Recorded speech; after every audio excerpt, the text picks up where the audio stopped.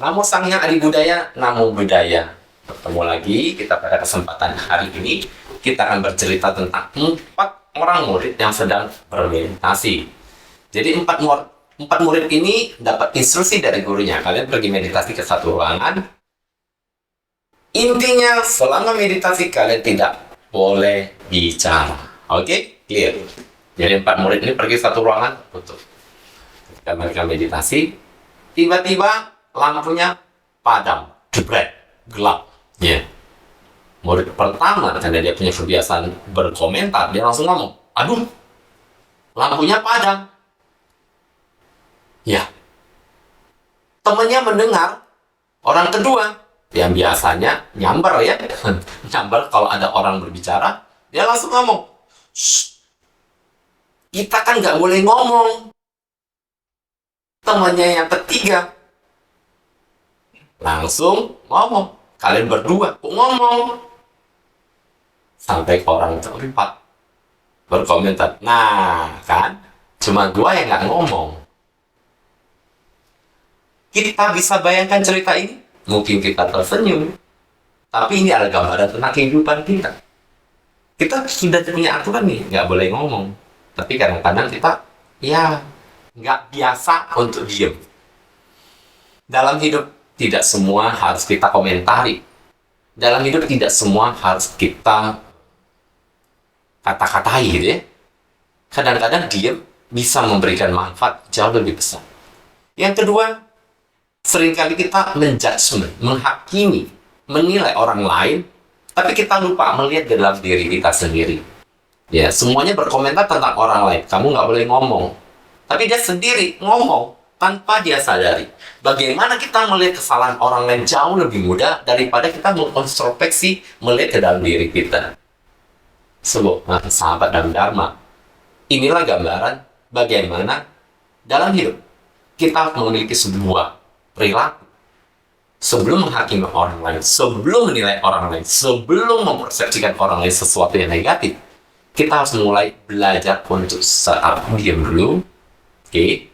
Kalau kalimat kata-kata yang kita keluarkan ternyata bisa menyakiti, membuat orang lain tersinggung, membuat orang lain marah, mendingan diam. Bila kalimat yang kita keluarkan, kata-kata yang kita keluarkan ternyata memfitnah, menuduh orang lain, lebih baik diam. Belajar ngomong jauh lebih mudah daripada belajar diam. Mungkin simpel kalimat ini. Untuk diam ini sulit sekali. Kenapa? Karena terbiasa. Punya kebiasaan, punya hobi yang namanya kepo. Apa kepo ya? Ngurusin semua hal di dunia kecuali ngurusin diri sendiri. Kita lebih banyak tahu tentang orang lain daripada kita tahu tentang diri sendiri. Kita lebih banyak komentari orang lain daripada komentari diri kita sendiri. Coba kita mulai belajar, merefleksi ke dalam diri. Sebelum kita komentari orang lain, kenapa kita tidak melihat ke dalam batin, ke dalam pikiran kita? Apakah kita sudah sebaik mereka? Apakah kita sudah benar? Apakah kita sudah melalui sebuah proses yang tepat? Apakah kita sudah memahami Dharma? Coba kita mulai evaluasi. Ya, jadi disinilah kebutuhan. Setiap manusia punya kebutuhan untuk bisa dihargai. Termasuk kita juga tidak suka ketika orang lain tidak menghargai diri kita. Ya. Dari sebuah cerita sederhana seperti ini kita bisa belajar bahwa sebelum mengomentari orang lain, sebelum mengkritik, mencela apapun terhadap orang lain, kita harus pikirkan dengan baik efek dan akibatnya.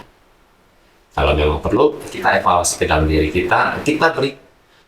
Jadikan, ya, mungkin yang kita lihat sesuatu di luar tidak baik, kita jadikan satu pelajaran. Oh iya, kalau begitu saya balik kepada diri saya akan hindari itu.